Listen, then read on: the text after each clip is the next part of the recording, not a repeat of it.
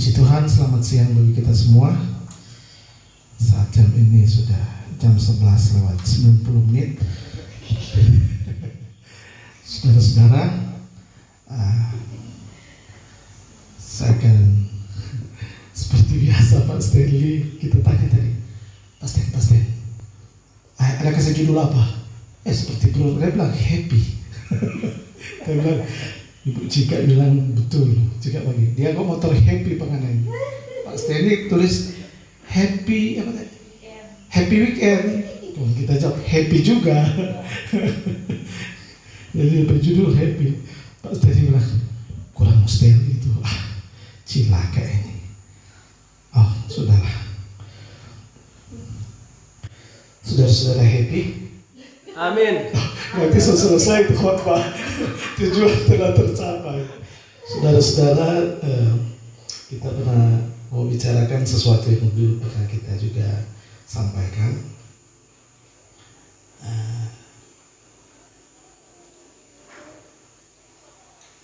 Itu juga ulang karena begitulah cerita tentang yang ditulis di kitab Rut. Dan cerita ini pernah kita singgungkan yang lalu.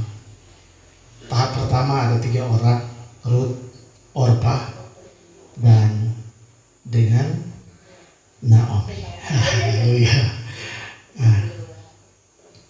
Orpa tertinggal, dan selanjutnya cerita tentang Rut, Boas, dan Naomi.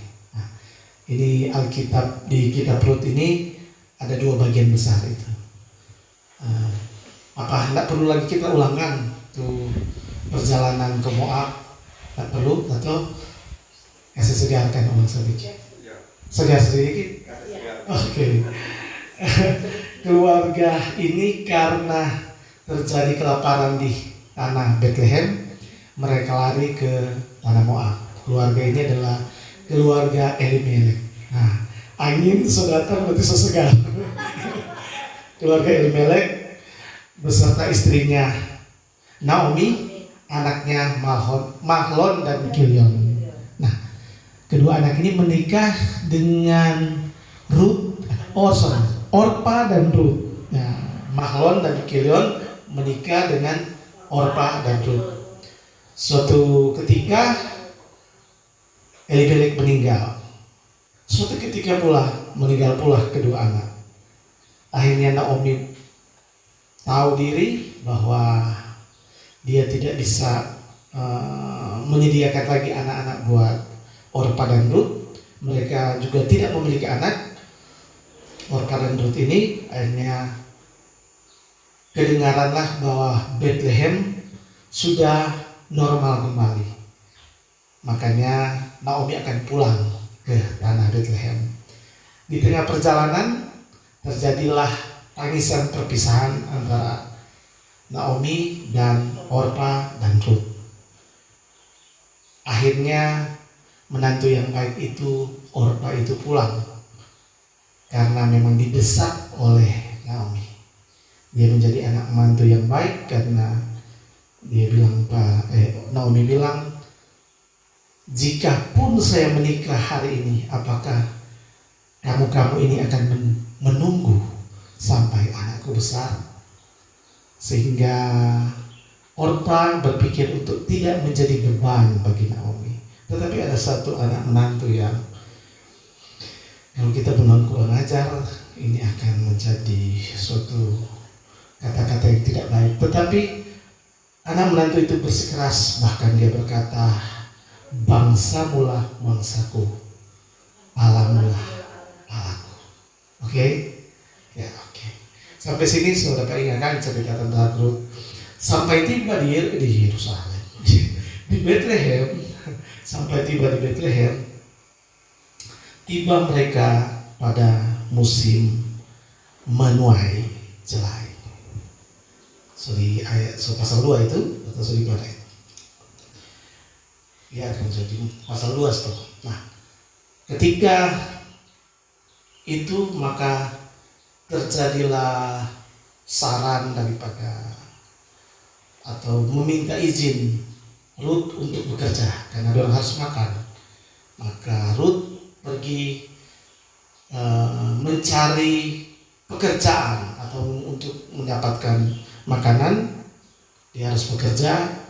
Orang Israel dalam hukum Tuhan, hukum Taurat, memang membiarkan orang miskin, orang asing untuk menikmati hasil tanah.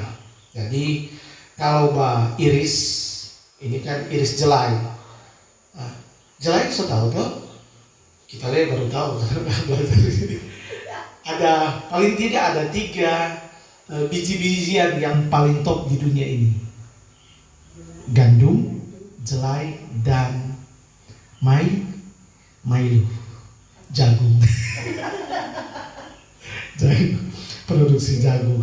Tapi yang jadi satu bangsa, kebanyakan gandum orang sejajarkan dengan beras, tetapi ini biji-bijian. Jadi jelai kualitasnya sedikit di bawah daripada gandum. Nah, waktu itu musim panen jelai, dan orang Israel secara hukum Taurat harus membiarkan, misalnya kalau PT buah boleh kalau orang sampai habis, kalau orang Minahasa rengkutan atau apa itu? Apa? Ini boleh kalau PT Cingke? Jarok mis. Jadi ini boleh mau ambil semua. Tinggal memang untuk orang asing dan orang miskin. Kalau orang Israel juga di Alkitab ditulis, kalau so pulang rumah, kau dapatnya, aduh, ada setengah loto tertinggal. Itu memang sengaja dibiarkan. Jadi tertinggal, orang so PT atau so cabu atau so iris, tertinggal tuh sebagian kecil. Itu dibiarkan. Jadi memang Rut mengambil bagian di belakang para pengerja. Apa yang ciri kan waktu bacamu jelai atau apa, ada yang ciri Rut ambil. Dan ini diceritakan kepada Boas. Boas tanya, siapa dia? Dia ceritakan tentang Rut. Nah, percakapan Boas dan Rut ini akhirnya dorang pernah makan bersama, makan roti bersama, mencucukkan pada cuka, ada di cerita itu. Dan saya ingin bicara tentang ayat yang pasal yang keberapa ini. Kalau orang baca Rut 3 saja, Rut 3 ayat yang ke-12.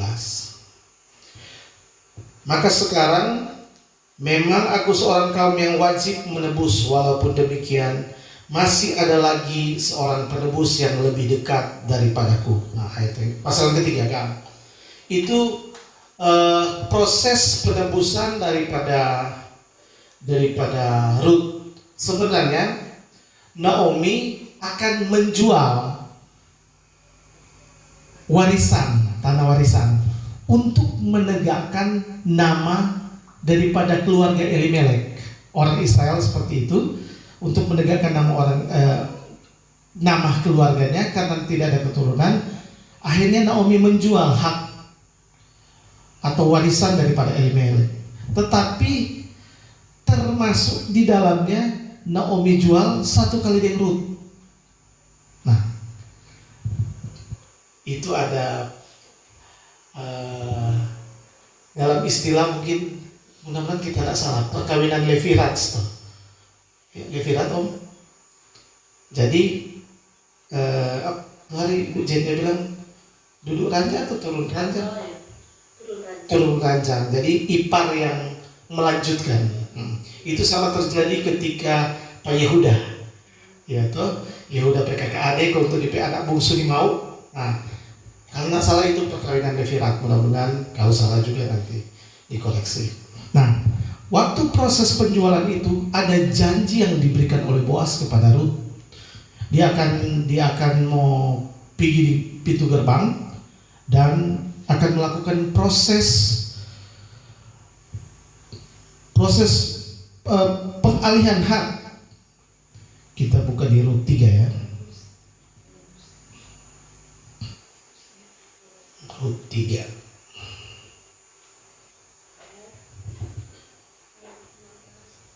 Ayat berapa? 12. Nah, gitu cuy.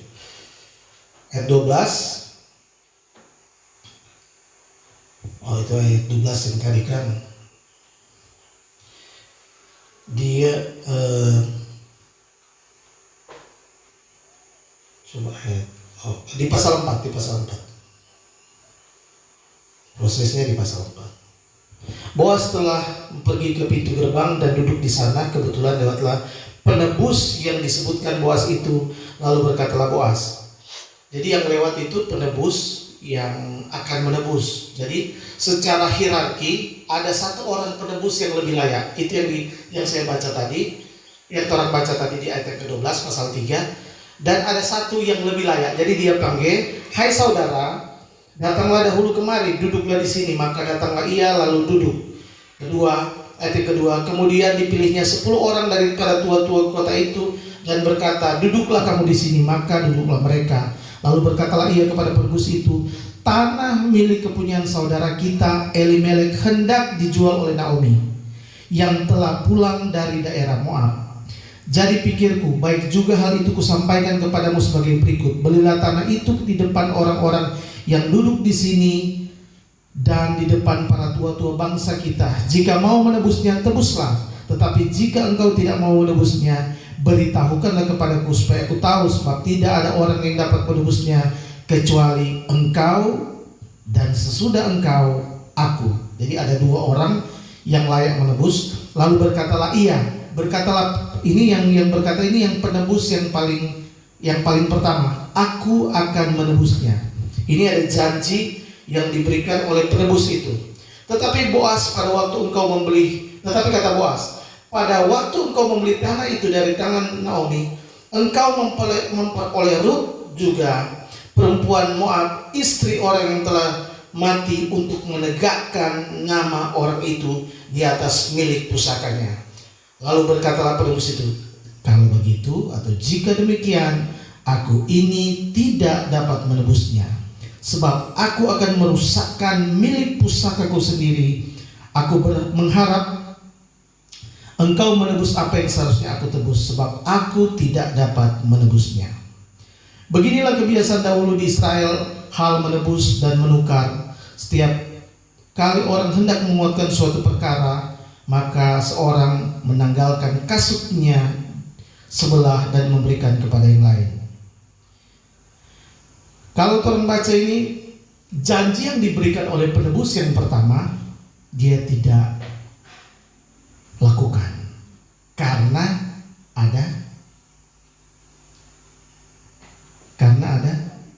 Rut. Dia tidak bisa bikin karena ada Rut. Nah, kalau orang mau lihat orang sekarang, kalau pada bonus perempuan, kita kira sama mau.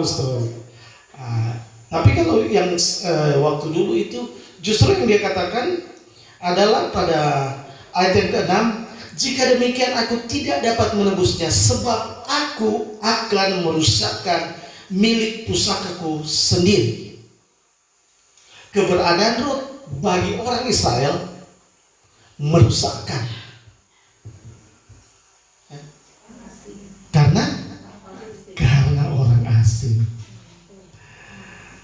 karena orang asing.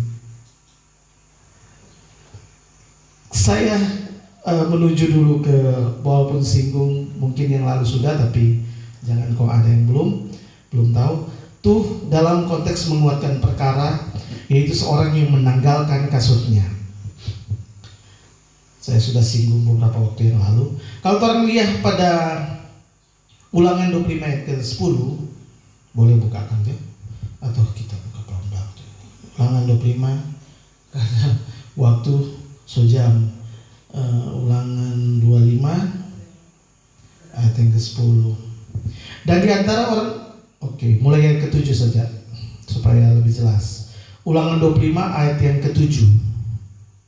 "Tetapi jika orang itu tidak suka mengambil istri saudaranya, Ini kalau ada saudara yang mati, yang ayat 6 saja supaya lebih jelas lagi. Maka anak sulung yang nanti dilahirkan perempuan itu haruslah dianggap sebagai anak saudara yang sudah mati itu, supaya nama itu jangan terhapus dari antara orang Israel. Tetapi jika orang itu tidak suka mengambil istri saudaranya, maka haruslah istri saudaranya itu pergi ke pintu gerbang menghadap para tua-tua serta berkata, iparku menolak menegakkan nama saudaranya di antara orang Israel. Ia tidak mau melakukan kewajiban perkawinan ipar dengan aku. Ini perkawinan ipar, perkawinan levirat seperti tadi. Kemudian para tua-tua kotanya harus memanggil orang itu dan berbicara dengan dia. Jika ia tetap berpendirian dengan mengatakan, aku tidak suka mengambil dia sebagai istri, maka haruslah istri saudaranya itu datang kepadanya di hadapan para tua-tua, menanggalkan kasut orang itu dari kakinya, meludahi mukanya sambil menyatakan, beginilah harus dilakukan kepada orang yang tidak mau membangun keturunan saudaranya. Dan di antara orang Israel namanya harus disebut kaum yang kasutnya ditanggalkan orang. Penebus yang pertama masuk klasifikasi kaum yang kasutnya ditanggalkan orang. Tetapi ketika pada Boas, dia menyelesaikan tanggung jawab. Kalau saudara-saudara ingat di mana itu 2 ayat mungkin di Perjanjian Baru, Matius 3 ayat 11, aku membaptis kamu dengan air sebagai tanda pertobatan, tetapi yang datang kemudian daripadaku lebih berkuasa daripadaku, dan aku tidak layak melepaskan kasutnya. Yohanes berkata, aku tidak layak melepaskan kasutnya. Yesus menggambarkan, atau Yohanes menggambarkan kepada kita bahwa Yesus adalah bagian dari kaum yang tidak layak dilepaskan kasutnya. Ketika dia berkata, lihatlah anak domba Allah berdiri di depan kita, dan dia menjadi anak domba Allah yang disembelih. Artinya penebusan itu harus terjadi. Ketika Yesus berkata, seharusnya cawan ini lalu daripadaku, tetapi kehendak yang jadi adalah kehendak Bapa. Dia menggambarkan dia kaum yang tidak lari dari tanggung jawab. Sebenarnya Ruth perempuan yang baik-baik. Semua Ruth adalah perempuan. Kalau orang baca sebelumnya, Boas berkata, aku telah mendengar perbuatanmu kepada mertuamu. Luar biasa pujian dari Boas. Tetapi menurut tata cara Taurat, menurut tata cara orang Israel, dia tetap tidak masuk hitungan. Kalau orang banyak kali memang orang menggambarkan bahwa cerita tentang Ruth, Boas dan Ruth adalah cerita tentang penebusan antara Yesus dengan gereja.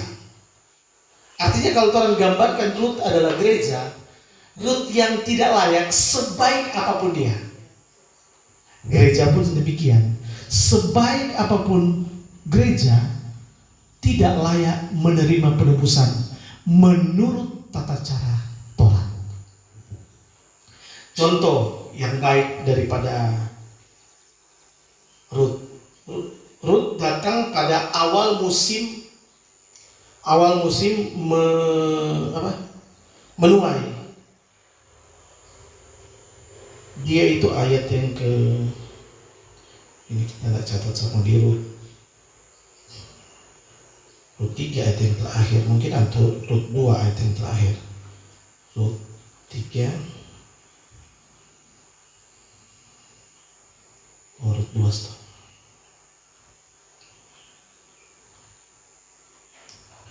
Demikianlah Ruth 2 ayat 23. Demikianlah Ruth tetap dekat pada pengajar-pengajar perempuan Boas untuk memungut sampai musim menuai jelai dan musim menuai gandum telah berakhir. Dan selama itu ia tinggal pada mertuanya.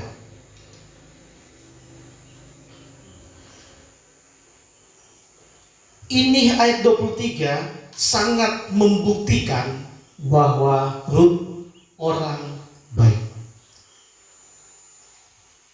Orang yang sangat rajin. Mereka datang pada saat musim menuai jelai mulai. Ada di ayat, mau baca atau skip saja dulu? yang itu. Atau kalau saudara-saudara, oke, kita cari dulu ayat 2 supaya jelas ini.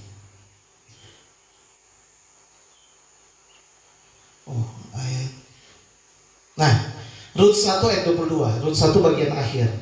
Bagian akhir sekali. Dan sampailah mereka ke Bethlehem pada permulaan musim menuai jelai. Baru orang lompat di ayat yang kedua tadi, pasal yang kedua ayat yang 23, telah saya baca ulang ayat yang 23. Ya. Memang ketugalnya kalau ada apa kamu? Ada OHP ya, itu memang. Tadi kan dia tiba di saat menuai jelai. Untuk memungut sampai musim menuai jelai dan musim menuai gandum telah berakhir. Oke. Musim menuai jelai dimulai pada saat kapan? Jelai sudah bisa dituai. Kapan jelai siap dipanen? Iya. Coba mengeluarkan biji. Kapan itu? Tanggal berapa? Nah, itu balik ke perhitungan Omer. Masih ingat tapi khotbah tentang perhitungan Omer? Masih ingat? 7 kali 7 minggu. Shavuot adalah perayaan minggu-minggu. Perayaan minggu-minggu. Jadi antara Paskah ke Shavuot itu hari ke-50. Paskah itu hari ke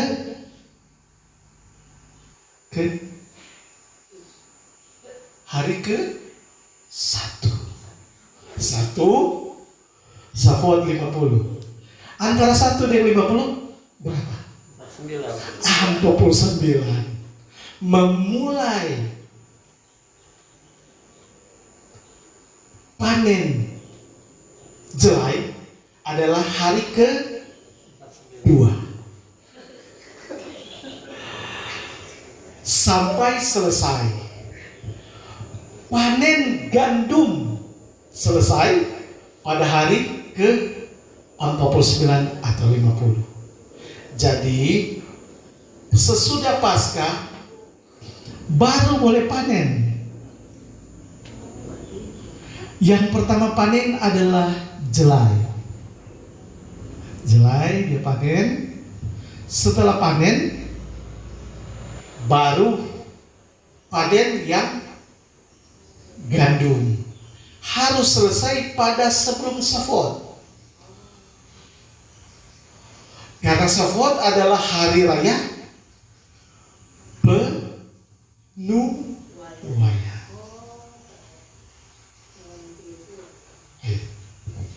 Baru hitung, baru bawa perpuluhan. Perpuluhan dihitung pada saat tanggal 15 Shefat. Shefat adalah bulan sebelum Adar. Jadi sudah hitung-hitungan jangan salah bawa. Oke. Saat Shavuot hari ke-50 yang dibawa kepada Tuhan adalah, yang dibawa kepada imam-imam adalah roti. So jadi kalau perhitungan Omer yang dibawa adalah berkas. Kalau berkas ambe belum cawe biji, belum dalam pengirikan. Ambe gong gini kan lambai-lambaikan. Setiap hari bawa seberkas. Itu membawa ulu hasil. Setiap hari satu bawa berapa? Tidak boleh tidak. Tidak boleh tidak. Kalau hari pertama dia tidak bawa, ada ganjarannya. Ganjarannya adalah dia tidak boleh makan roti. Berarti kalau tidak boleh makan roti, dia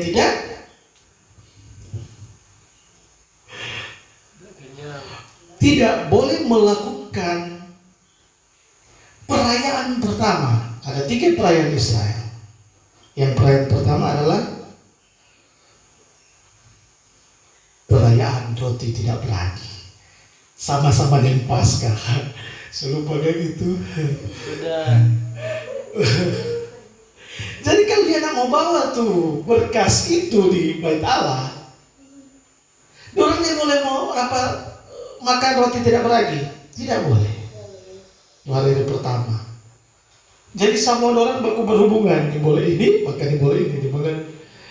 Jadi kalau sahabat suka mau balik orang, rasakan begitu. Ya, oke. Ruth selama awal sampai selesai, dia sangat rajin.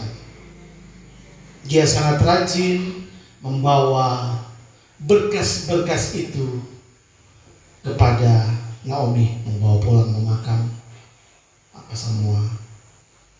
Dan tentunya ini dinilai sangat baik. Artinya dalam konteks orang Israel, 49 hari itu merupakan hal yang dilakukan untuk mendisiplinkan orang-orang Israel. Sekarang adalah bagian orang Kristen saat ini, kalender gereja ini bagian dari 50 hari, ya toh? Habis Paskah sebelum ketuangan, betul kan? Ya toh? Kalau orang Israel ini tetap membawa omar, satu omar, membawa seberkas cahaya terang, membawa seberkas gandum di Bait Allah, orang bawa. Nah, kalau dalam zaman Yesus, ini adalah di mana Yesus datang kepada murid-murid sebelum menampakkan diri, sebelum kembali kenaikan Yesus Kristus ke surga. Dia menampakkan diri dan meluruskan yang bengkok. Pertama dia datang, yang dia bilang damai sejahtera bagimu. Mulai ada di bengkok tuh masalah apa? Yang paling top itu menampakkan kepada Thomas, itu Pak Jerry selalu ulang-ulang. Yang akhirnya Thomas berkata, engkaulah Tuhan, engkaulah Allah. Baru ada yang lari ke apa itu? 2 orang itu Emmaus. Tuhan bikin pertemuan, dia kasih tray itu 2 itu. Dong sadar, gue bilang, betul, Tuhan sendiri nggak ada. Dan kembali ulang ke Yerusalem. Pergi di Emmaus air panas, Yerusalem air serang. Nah, itu tuh DP artinya. Baru itu terakhir tuh Tuhan Yesus berkata kepada Petrus, apakah kau mengasihi aku? Gembalakanlah domba-dombaku. Dia kasih tray. Ulang-ulang pastor bilang tuh memberi makan bayi apa sama, kita nak menjelaskan itu. Sebelumnya juga orang diajarkan Tuhan bagaimana menangkap ikan yang dapat 153 ekor ikan. Kalau saudara belajar matematika, ini angka unik dan istimewa. Nanti belajar karena khotbah bukan itu. Angka unik dan istimewa. Ikan dalam bahasa dinilai sama orang-orang Kristen, bahasa Yunani, jumlah-jumlah kan sama itu. Iktus, bagaimana setelah nanti berikut. Om setahu itu, Om Sokode. Artinya orang-orang Kristen, orang-orang yang unik dan akan suatu istimewa. Selanjutnya Tuhan bilang, tunggulah di sini. 10 hari itu tunggulah di sini sampai Tuhan akan melengkapi dengan kuasa dunamis dari Tuhan untuk melengkapi sampai ke hari 50. Lengkap.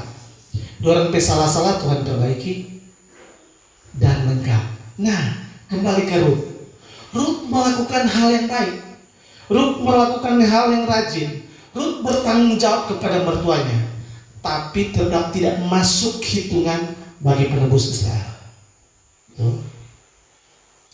Orang Israel tidak boleh, orang-orang asing tidak boleh makan atau tidak boleh mengikuti perayaan masuk ke hadirat Tuhan, bersiarah ke ke bait Allah kalau dia orang Israel, kalau dia orang asing. Tidak boleh sama sekali. Jadi siapa yang tidak melakukan sesuai dengan Taurat harus dibunuh. Siapa yang tidak berhak masuk dan melakukan itu dibunuh juga. Jadi kebaikan manusia tidak ada nilainya, tidak ada nilainya. Biar mau bikin apapun, tidak ada nilainya.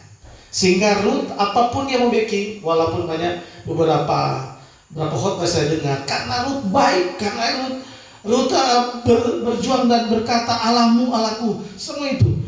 Apapun mau lakukan, dia tidak memenuhi syarat. Buktinya kata-kata tadi, dia kata, penembus bilang, dia cuma merusakkan kitab hak milik pusaka. Dan itu perintah. Orang yang boleh rusakkan. Pada Esra Nehemia bahkan dimarahi orang-orang yang menikahi orang asing. Nggak boleh. Memang.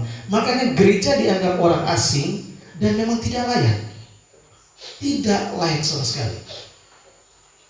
Kebaikan-kebaikan yang dilakukan selama 49 hari, pendisiplinan Ruth so iku baik-baik itu tata cara so rajin sekali, tetap tidak memenuhi syarat.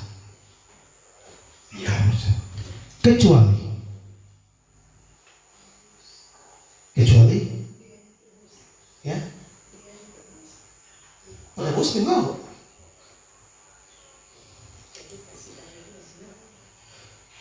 kecuali kita mesti buka catatan kita supaya hafal. Rut 2 ayat 10. Boleh baca? Lalu sujudlah Rut menyembah dengan mukanya sampai ke tanah dan berkata kepadanya, Terus? mengapakah aku mendapat belas kasihan daripadamu sehingga Tuhan memperhatikan aku, padahal aku ini seorang asing? Kecuali Yesus berkata mau dihitung tuh apa asi dan apa itu di perpuluhan cinta dan adas, tapi belas kasihan tetapi belas kasihan mau dinyatakan atau tata cara penebusan. Orang mau lihat dari sisi manapun, dari sisi Taurat, orang yang tak layak. Biar nggak kurang tidur di gereja, so MTH dokter tidak layak, kecuali belas kasihan. Kecuali itu.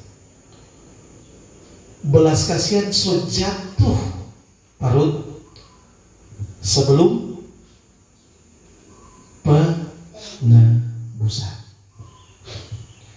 Kasih karunia soal dapat orang sebelum Tuhan naik ke Golgota. Makanya keselamatan sudah terjadi pada 12 murid sebelum Tuhan naik salib. Di Matius dan Markus dia bilang, aku tidak akan makan hasil dari anggur sampai aku melakukan perjamuan pada anggur baru di kerajaan Allah. Pada Lukas, Yesus berkata, ngoni akan makan. Ke-12 murid ini akan menjadi hakim atas 12 suku Israel pada pesta perjamuan di kerajaan surga. Janji itu so ada sebelum dia naik salib. Ya, oke. Termasuk untuk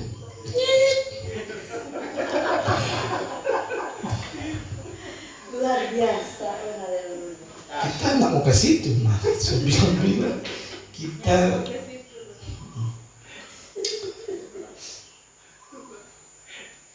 tolong baca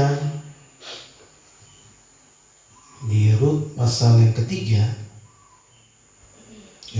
Apa nih itu? Rut pasal yang ketiga.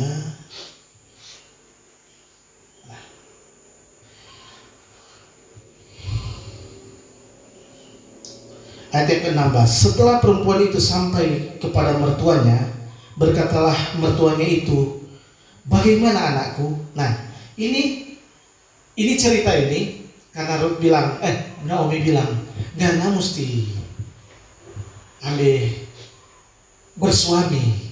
Ada kita pe sanak saudara, dia boleh tegakkan nama, dia nama Boas. Pas tuh mana ada punggu-punggu akan celai itu. Nggak ada pipa dia.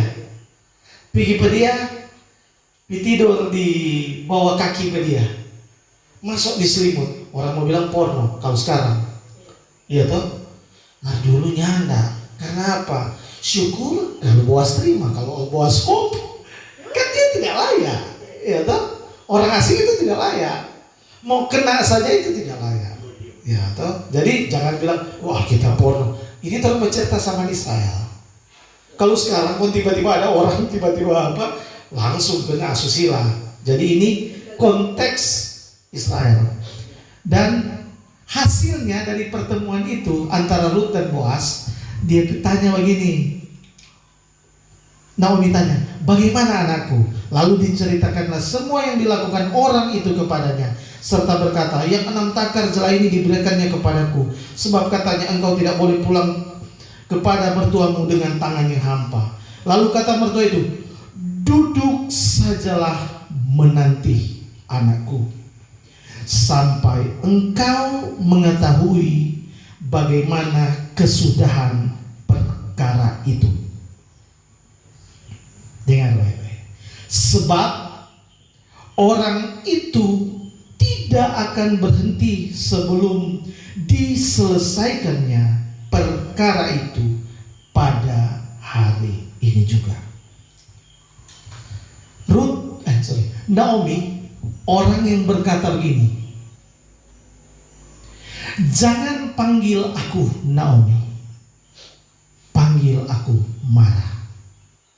Ini orang yang berkata, ganti kita nama, tapi nama Naomi bersinar, panggil kepahitan. Ini sebenarnya mohon waktu kepahitan tuh hari mah. Semua kepahitan untuk kafe kita pesalah. Naomi bilang, Tuhanlah yang memberikan kepahitan kepadaku. Dia mengacungkan tangannya kepadaku. Bukan cuma Naomi yang ada tulis kepahitan, Ayub juga bicara tentang kepahitan.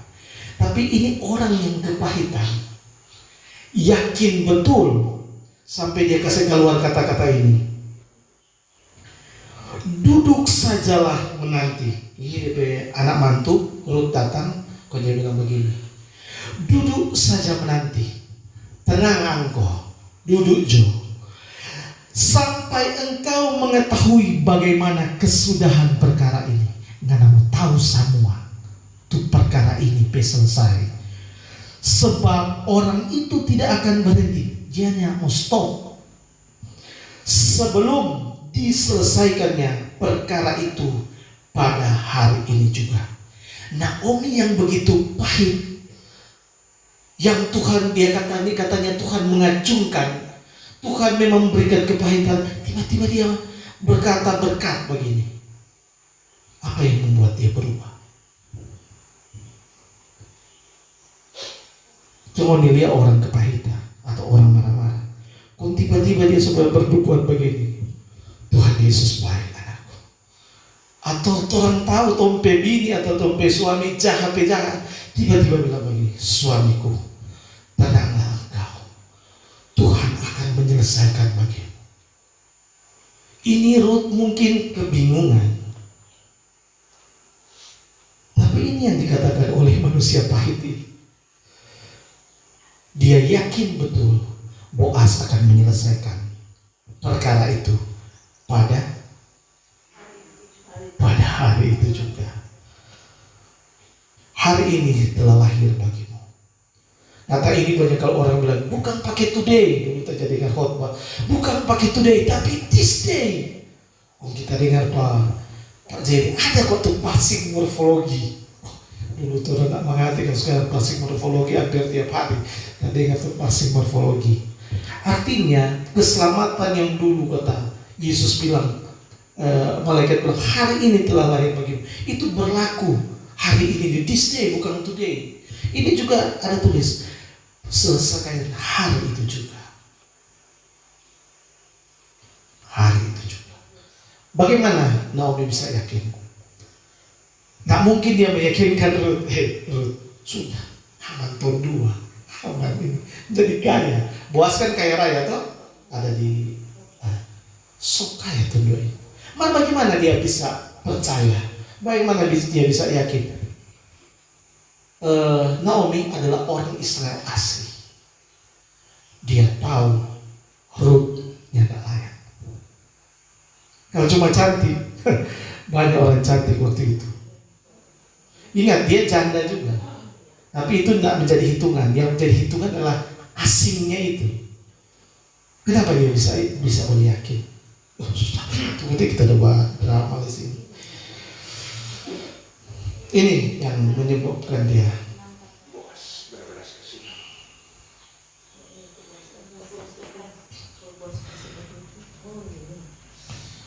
Mana itu? Ayat 17. Ayat 17. Nah, itu dia cerita ulang. Tuh ayat sebelum itu dia ada backing.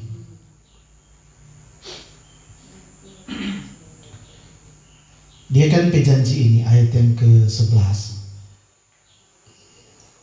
Oleh sebab itu anakku, janganlah takut, segala yang kau katakan kekuatan itu akan kulakukan kepadamu. Sebab setiap orang dalam kota kami tahu bahwa engkau adalah seorang perempuan yang baik-baik. Ini tuh orang baik-baik.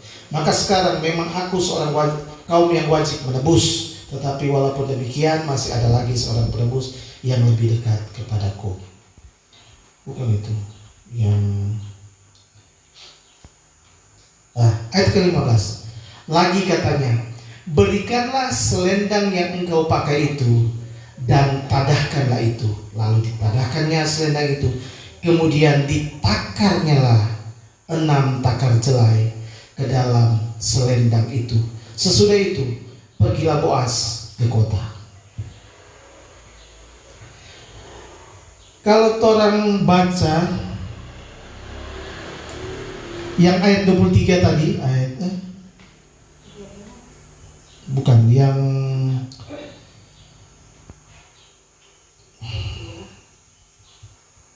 ini waktu kita yang dia sebelum ayat pasal 2 dia itu.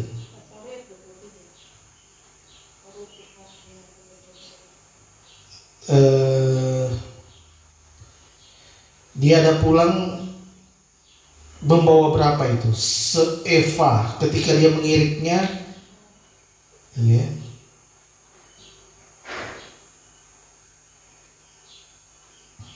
Ayat berapa itu? 2 ayat 16 atau 13. Pasal 2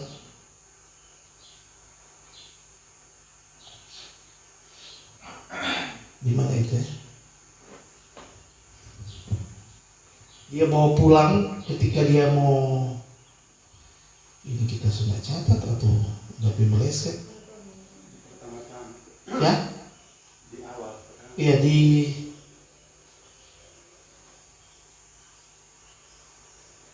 dua ayat 17 ini 17 tapi pasal 2. Maka ia memungut ladang sampai petang, lalu ia mengirik yang dipungutnya itu, dan ada kira-kira seeva jelai banyaknya. Yang dia ukur adalah 6 jelai, 6 takar. Yang tadi di 3 ayat, ya, yang ditadahkan pada selendang. Tapi ini orang Boas ini, dia sementara katakanlah akan menikahi Ruth, rencananya begitu. Dia orang kaya. Mengapa dia kasih akan 6 takar jelai? Ada 2 paling tidak membuat itu tidak masuk di akal. Pertama, enter dia cuma bawa punggung, dia bawa seeva. 1 eva itu 10 gomer. 10 gomer adalah ukuran yang waktu Mana? Gomer di omer sama. Satu berkas omer, makanya perhitungan omer. Gomer itu yang apa? Yang satu gomer yang ada di dalam tabut. Ya toh, mana yang tersisa di dalam tabut. Satu gomer itu cukup untuk satu orang makan sehari. Maka kalau beli makan mau pukul lebih, tetap nak tak lebih. Maka kalau mau pukul kurang, tetap nak tak kurang. Itu tuh gomer pe lucu. Jadi satu eva yang apa dah ambil untuk 10 gomer. Dia tiap kali pulang 10 gomer. Kenapa? Kok dia cuma kasih 6 takar? Ini kan cuma di Selendang. Nggak mungkin banyak Selendang. Kalau perang pompa Selendang kan nggak mungkin karung. Nah, cuma siapa? Dia nggak mungkin mau isi banyak. Dia kasih cuma 6 takar. Jadi kalau dia kaya, paling dia suruh pengerja, saya pakui kodeng root, saya muat di roda. Tapi calon komang ini masa cuma mau kasih apa? Mau kasih begitu? Sama mungkin ada tuh orang punya kubung cingke, semua pulang dia sudah bawa juga penghadapi mama mantu sana, bawa apa nomi, 2 truk, banyak sekali, kaya raya. Atau mungkin dia bilang, sudah Jo, pulang Jo kosong aman Pak. Sudah bawa, yang penting besok tahun 2 sekali. So nggak punya semua itu kayak bapak-bapak. Dia mesti kasih tanda. Itu tanda itu yang menyebabkan Naomi percaya. Ada Wahyu 6 ayat 6. Wahyu 6 ayat 6. Supaya kita semua gampang dihafal, soalnya kadang pohon Wahyu itu.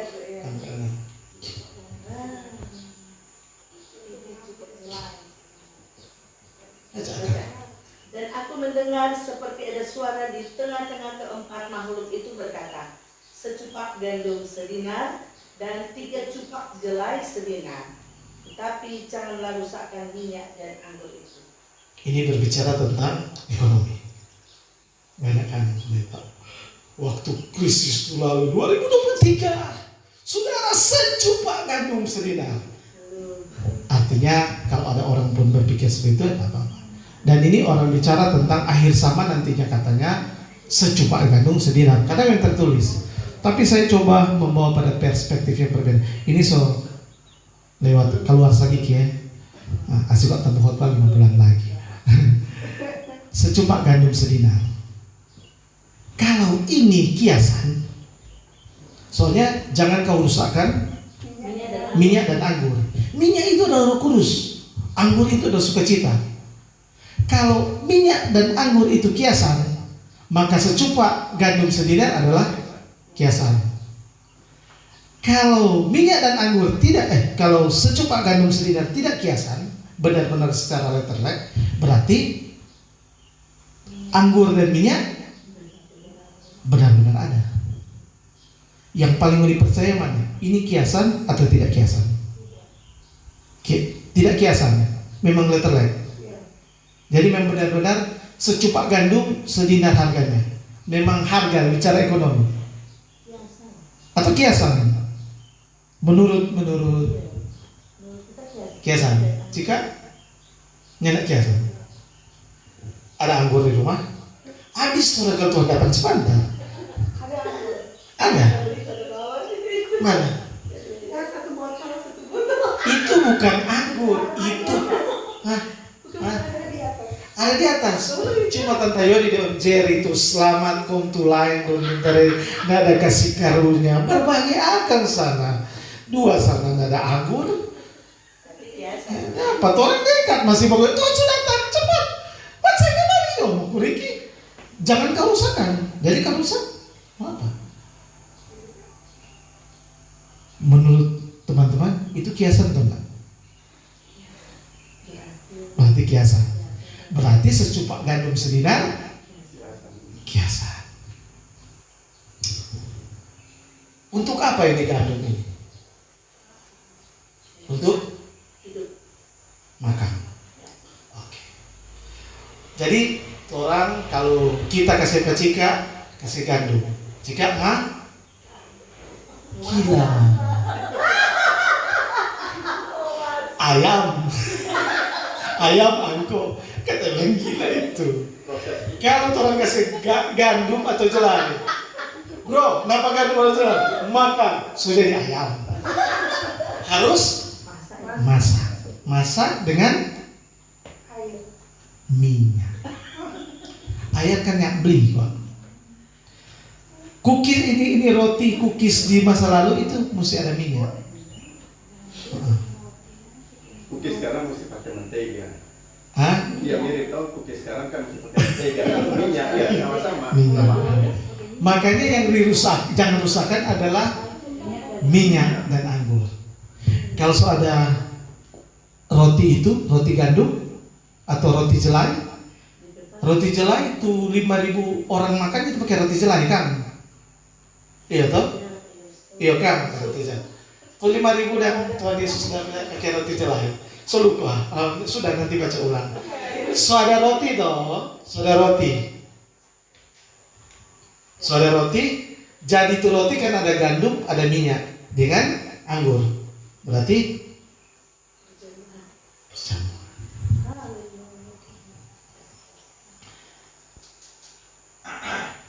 Tuhan bilang di Alkitab, yang datang jam 9 kalau bekerja dapat berapa? Yang datang jam 12 bekerja dapat berapa? Yang datang jam 3 dapat berapa? Itu tuh beli sejuta. Pas, kan masing-masing keselamatan masing-masing. Itu dinar tolak kasih, bukan kan ini kiasan. Nah itu bukan dinar, itu di Arab sana. Kan tuh sepakat tadi kiasan tuh. Kalau dinar itu orang cuma boleh beli gandum yang di Israel.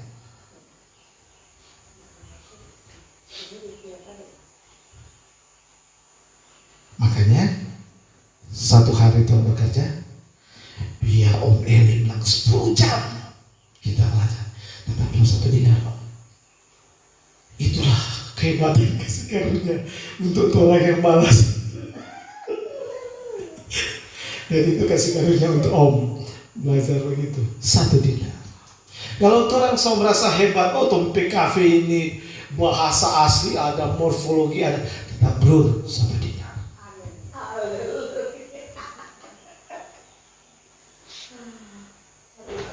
Terserah. Ketika dapat, Tuhan janjikan tolakkan perjamuan. Perjamuan bicara tentang persekutuan, penerimaan. Kita pernah bicara tuh garam tuh lalu.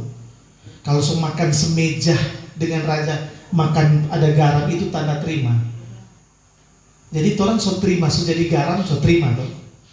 Hanya ada roti, ngapain? Kan pesta di kerajaan kan itu bersama raja.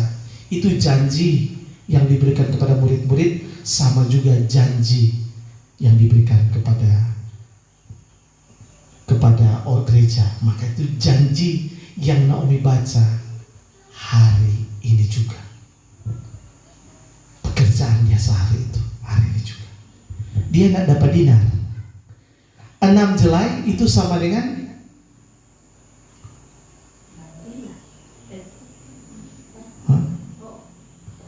6 takar jelai itu tadi. Tadi secupak gandum sedinar, dan 3 cupak jelai sedinar. iya, 1 cupak gandum sedinar dan 3 cupak jelai sedinar. Kalau 6 cupak 2 dinar. Berarti 1 for Naomi, 1 for Ruth. 1 hari. Tuhan melihat hati. Pahit tuh Naomi, pahit. Buka hati saudara, taruh yang subur, hati yang subur. Kalau anak dapat dinar itu, tidak ada persekutuan dengan Tuhan. Boas kasih, bawa tuh anak ini. Mari dia bilang 3 for angko mama mantu. Ya, 3 jelai, 6 jelai. 1 paket untuk Naomi, 1 paket juga untuk Ruth. So itu tenang, dia akan melakukan perkara yang besar. Ini Boas. Boas adalah gambaran Kristus. Dia berjanji kepada murid-murid. Dia berjanji kepada ke-12 muridnya. Dia berjanji juga dalam kita bilang tadi perumpamaan. Kalau orang udah bekerja mulai jam 7 murid-murid, jam 7 pagi, jam 6 pagi. Orang ini mungkin jam 3 sore, tetap orang akan dapat 1 dinar untuk pesta dengan Tuhan. Itu janji yang Tuhan berikan. Mengapa? Karena Tuhan Yesus adalah penebus yang nyenak lari, yang nyenak melepaskan kasutnya. Terakhir, Boas. Siapa seorang penebus itu? Dalam karakter Boas, dalam gambaran tentang Boas, dalam konteks Rut ini, siapa seorang penebus itu? Mari kita baca Boas itu. Di mana tuh Boas ini? Rut 2 ayat 1.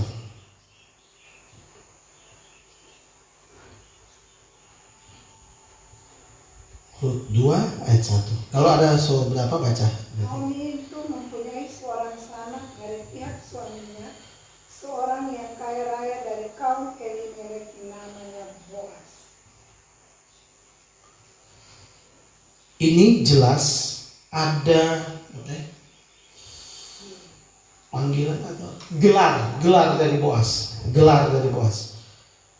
Ini seorang yang kaya raya.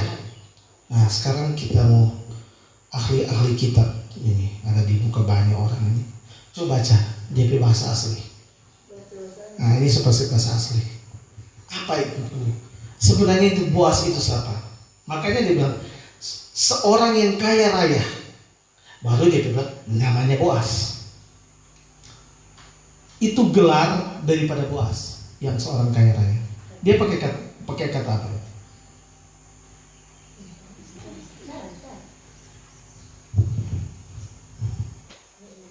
Kalau Pak Erik ya, karena Pak Erik yang ada buka Pak Erik? Iya, Oke. maksudnya Seorang yang kaya raya itu apa?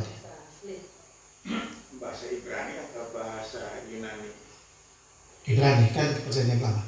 Ya, bisa juga kan pakai kalau sebagian kamus sebagian itu akan dapat di. Oh, kenapa Pak? Kan bahasa Indonesia pakai kaya raya.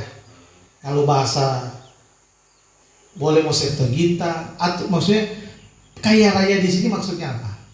Ini kaya raya ini di sini adalah gelar yang diberikan kepada Boas.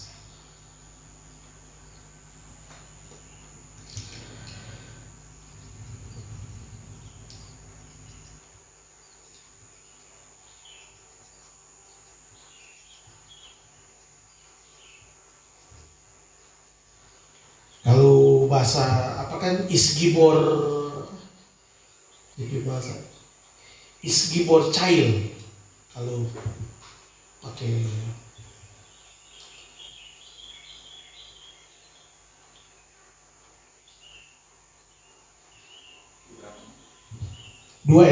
Rut 2 ayat 1.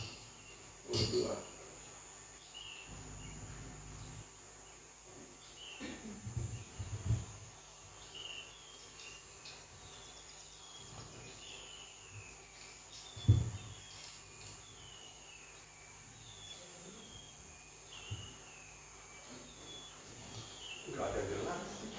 yang ada gelar. Arti nama. Iya, artinya apa? Itu gelar kepada Boas. Yang kaya raya itu gelar kepada Boas. Dia pakai kata apa di situ? Kalau bahasa Indonesia kan kaya raya. Kalau bahasa Inggris dia pakai apa? Oh, kaya rayanya kinsman. Kalau di kita ini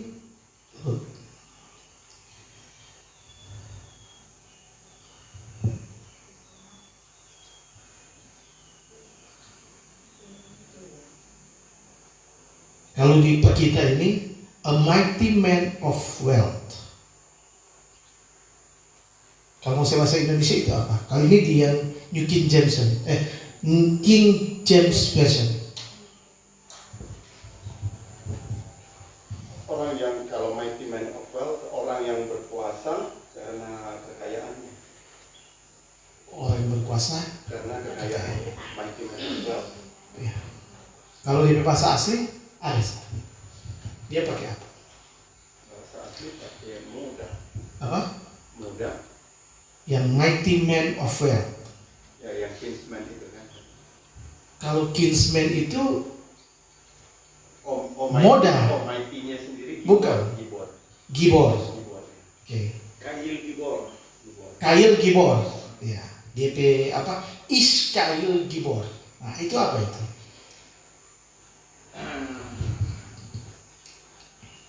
Itu sebenarnya kalau terjemahan letterleknya orang yang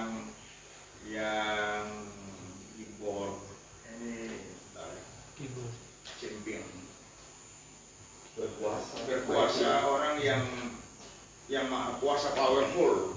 Powerful. Ya, orang yang maha kuasa. Orang yang maha kuasa. Iya, itu Berarti orang yang Boaz maha memang kuasa. maha kuasa.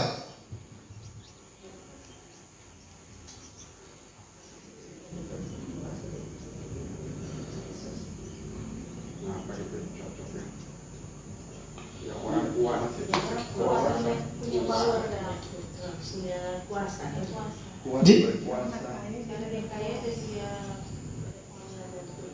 Kaya karung Jadi- kuasa ya. Kalau lihat letterleknya, ada dua kan pakai kata Gibor dan Khayil. Itu Gibor itu powerful. Nah, powerful, dia juga bisa jadi champion, chief. Champion pemenang ya. Iya, Chief chief. kepala. Ya, Oke. pemimpin ya. Pemimpin. Ya. Kemudian dia pakai apa namanya? Tadi itu Gibor sama Kail. Khayil. Khayil itu yang berkuasa atau yang force, maha kuasa ya, yang berkuasa. Jadi bahasa Indonesia kaya raya belum cukup Ya, belum cukup ya memang menggambarkan. tidak tepat, bukan belum cukup, tidak tepat. Itu lebih takut kita. Artinya begitu belum. Ya, Artinya Boaz ini adalah orang yang powerful, Ya. champion, chief, ya, Berkuasa. berkuasa. Ada lagi? Itu gambaran tentang Yesus Kristus dalam konteks Rut. ya.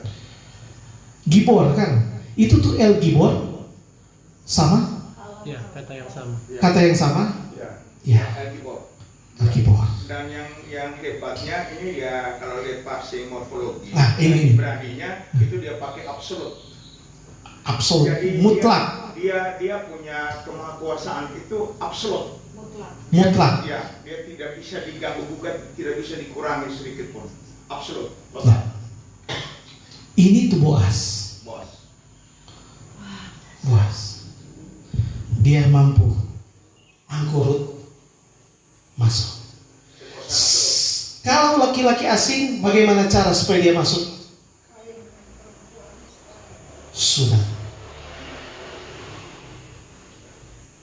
Kalau perempuan tidak boleh suka.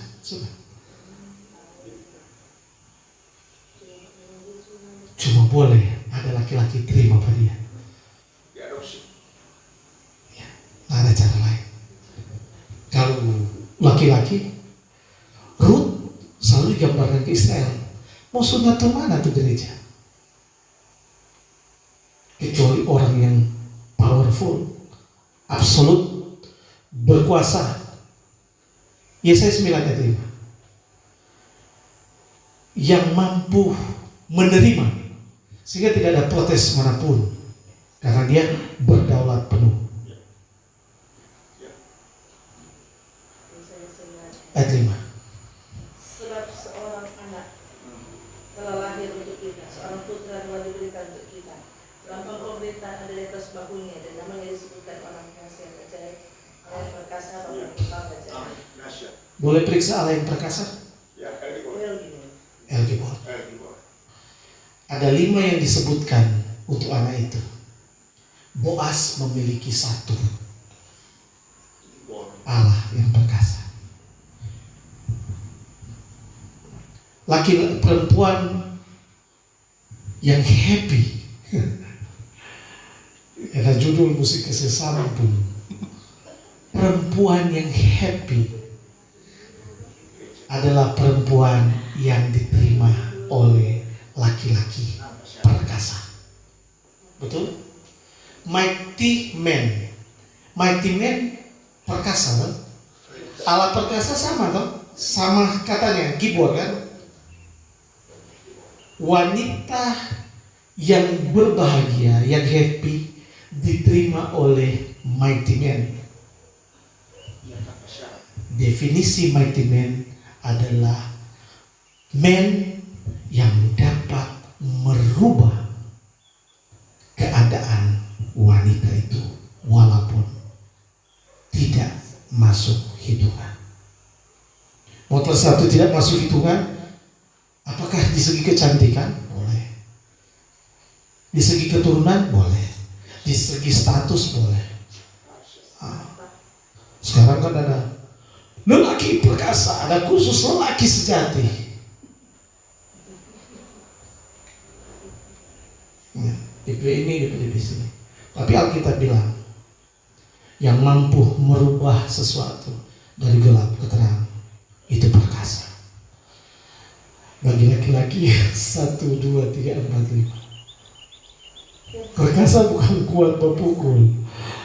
Perkasa bukan kuat bahina, bafeto pak istri. Tapi perkasa adalah ketika perempuan itu menurut saudara-saudara sosial sekali turun tuh keperkasaan laki-laki.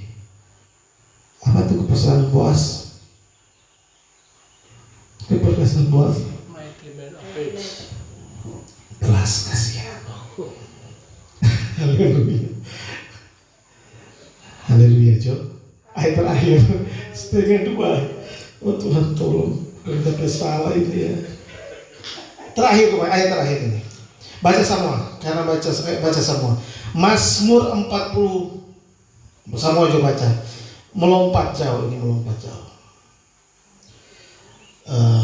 Mazmur baca semua.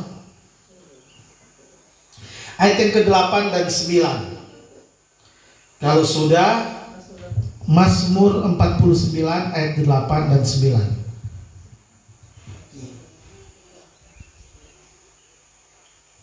Ada? Oke, semua sedekah. Kita baca bersama-sama dengan suara yang cukup kuat. 2, 3. Tidak seorang pun dapat membebaskan dirinya atau memberikan tebusan kepada Allah ganti nyawanya, karena terlalu mahal harga pembebasan nyawanya dan tidak memadai untuk selama-lamanya. Kalau orang mengharapkan tebusan dengan apa yang orang miliki, tidak memadai.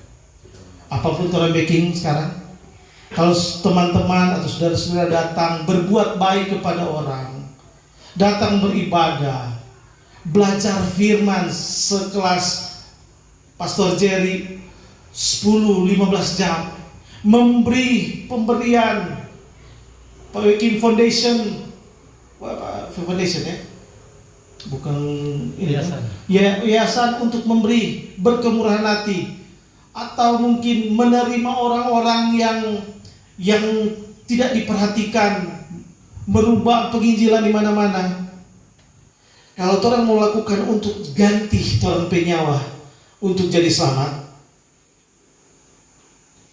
Mazmur bilang benar. Kalau orang lakukan itu karena orang tahu ada yang gantikan orang mau bekerja, mau rajin, mau berbuat baik atau apapun itu, memberi atau mau berkhotbah atau mau bersaksi, menyayangi istri tanpa syarat, menyayangi suami tanpa syarat. Kalau itu yang orang lakukan karena orang tahu ada nyawa yang ganti orang, itu baru cocok.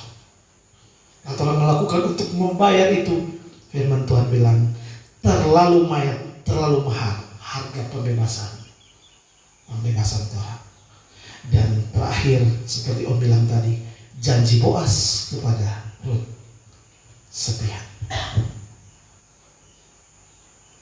Rut tak menawarkan apa-apa. juga tidak bisa menjanjikan apa-apa. Boaz dengan keperkasaannya sepihak berjanji kepada Rut, termasuk Naomi. Dia akan menyesalkan perkara itu. Dia tidak akan berhenti sampai perkara itu selesai hari itu juga. Setengah dua. Puji Tuhan, Tuhan Yesus memberkati. Sudah ada pertanyaan, toh? Sejelas toh, oke.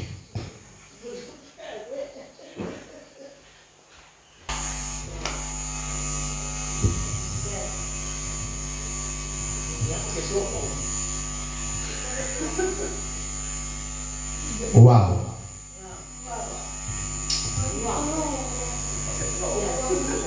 Wis pakai selop.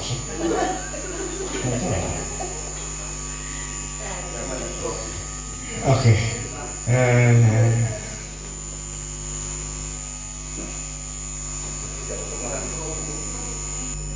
Ini pengejaran yang memang kalau bahasa legalitasnya memang full biblikal.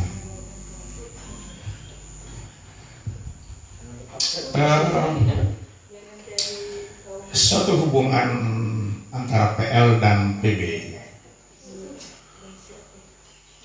kalau kita merunut ya, kalau jadi untuk menghubungkan antara PL PB dalam dunia teologi kan disebut sebagai teologi biblikal, teologi yang sumbernya hanya pada Alkitab ya.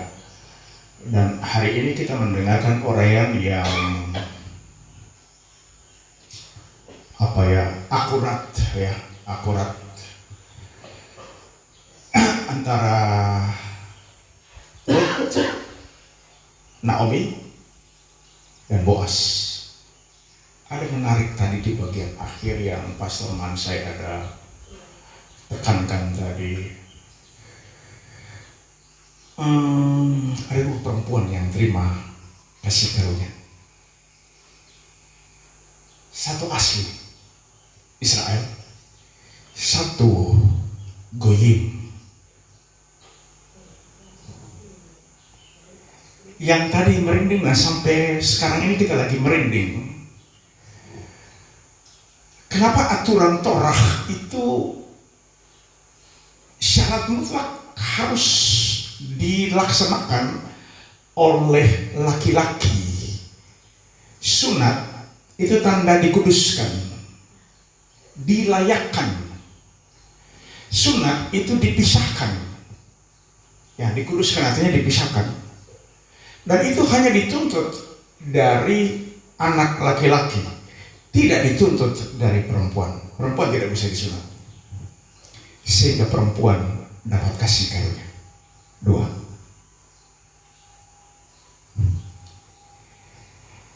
orang-orang pintar dalam dunia teologi selalu mengatakan bahwa perempuan itu berbicara tentang gereja. Oke? Gereja dilayakkan tanpa syarat karena penebusnya Boaz, the Almighty God. Itulah Yesus. Yesus berdiri jadi Boaz, menebus tanpa syarat. Dia menebus dua sekaligus perempuan, satu asli Yahudi, satu Goyim.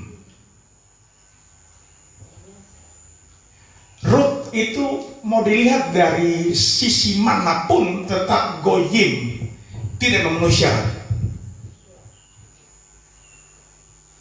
Dan tadi dijelaskan detail tentang angka-angka.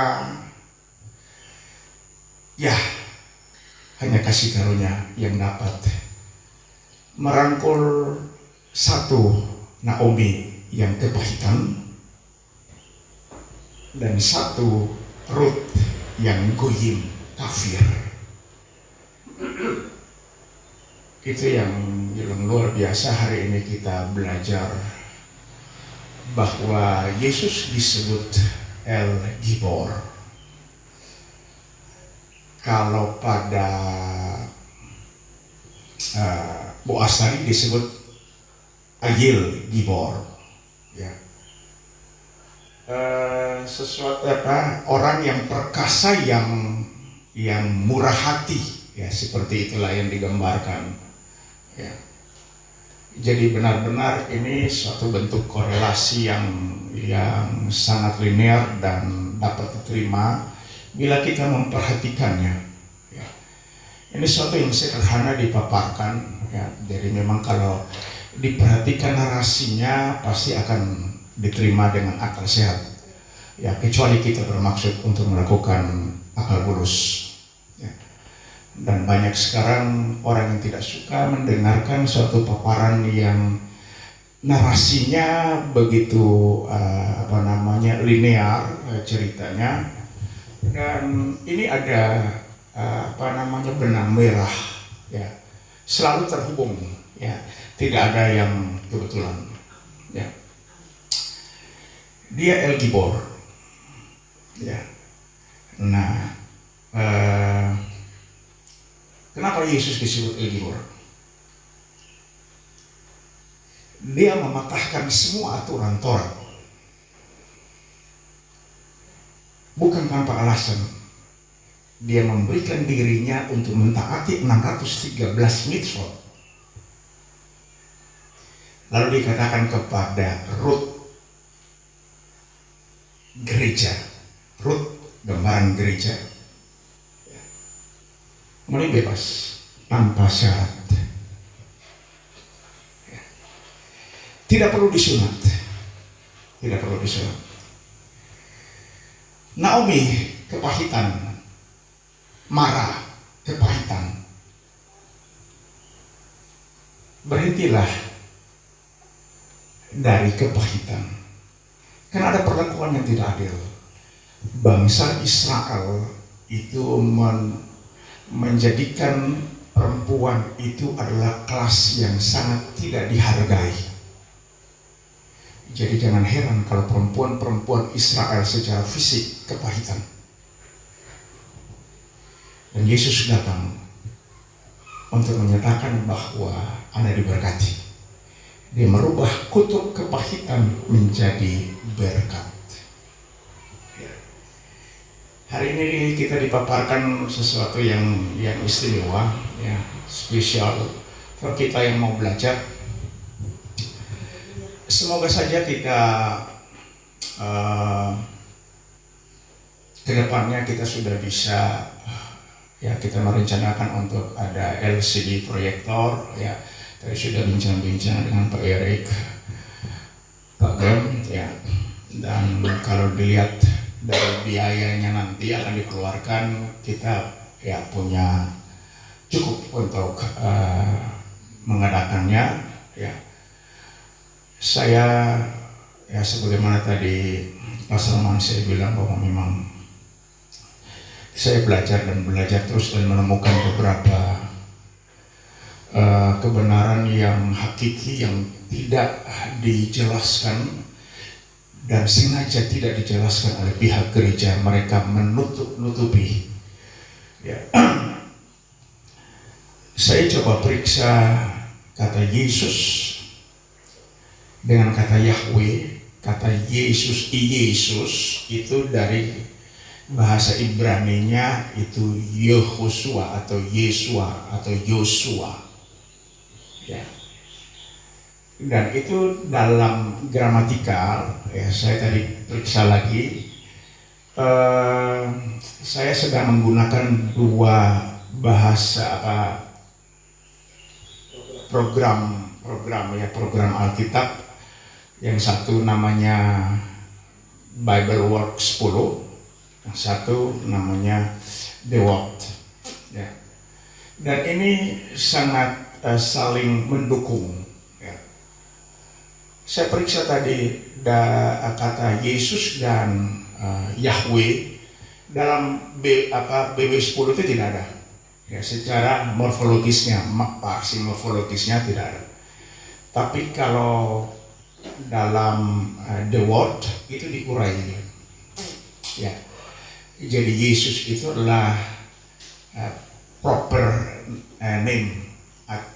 Jadi proper name atau proper noun itu adalah personal, ya, personal name. Ya. Oleh orang Yahudi itu Yahweh dari kata Ehye, Asya Ehye dari kata Ehye. Yahweh itu adalah proper name. Ya. Kalau periksa Septuagint Dictionary itu kalau orang tahu atau strong, ya, ada satu kamus yang strong, dia pakai strong, tetapi dia jelaskannya dia pakai Michelson, ya, atau Michelson, ya, mungkin salah ucap, ya. Singkatnya ada M strong, dan itu dijelaskan detail tentang parsing morfologisnya. Dan saya heran kalau para teolog yang bergelar tidak tahu menahu tentang ini parsing morfologis. Ya. Semoga dalam waktu dekat kita sudah bisa ada LCD dan kita akan belajar lebih detail lagi. Ya. Karena memang kita diberkati, ya, ada Pastor Mansai dan mungkin ada juga nanti Pak Erik yang bisa menghubungkan antara PL, PB. Saya memang telah mengambil keputusan untuk fokus kepada PB, ya, fokus kepada PB. Jadi ada toleransi supaya kita saling melengkapi. Kalau ada yang spesialisasinya untuk PL selalu nyusur tentang narasi ceritanya, ya. Kemarin Pastor Mansai, ya, cerita di rumahnya, dia bilang, kenapa kok Om Jerry main saklak-saklak saja, main tembak saja. Ya, kita jelaskan sedikit. Belasan tahun yang lalu, atau mungkin sekitar 20 tahun yang lalu, saya coba untuk memaparkannya dengan menulis lengkap narasinya. Yang saya dapat adalah seperti yang saudara tahu sekarang. Ya. Nggak masuk di dalam kepala, bercerita panjang lebar nggak masuk. Dan ini bukan baru Pastor Mansai yang mengkritisi, kita adik yang pengacara itu juga sudah telepon beberapa kali dan bilang, kenapa kakak kok selalu hantam saja, tembak saja? Kita bilang untuk melakukan breakthrough memang harus terus dulu, baru nanti teratur. Namanya breakthrough, kasih ancur dulu, baru bisa lewat. Kalau nenek ancur nenek bisa, karena sampai paradigma kuno ini, primordial paradigma, itu memang sudah terbentuk, sudah terbangun. Jadi kalau dengan bahasa-bahasa Moi, alus, ya, kalau cuma dibasindir, ya, kasihan, dan lewat. Ya. Pastor Mansai juga cerita pengalamannya. Kalau declare, dia kurangi. Jadi kalau di sini 100% dia menyampaikan narasinya. Nah, saya kemarin bilang dua-dua suami istri ini sarjana teknik sipil. Bisa nggak kuliah masuk Senin tamat Rabu, Kamis? Bisa nggak? Ancur terus rumah bangun, semua bangun pasti ancur. Ya. Nah, orang untuk mendapat gelar kayak insinyur teknik itu perlu waktu yang panjang, belajar terus menerus tekun. Orang mau pergi surga asal-asal belajar. Ya. Para teolog ini yang memutar balikan kebenaran biblikal supaya orang yang tampil top, orang yang diangkat topi, orang dijempol, dan Yesus cuma habis di bahagia. Ya, terus memberkati dan kita akan masuk dalam doa syafaat sebelumnya.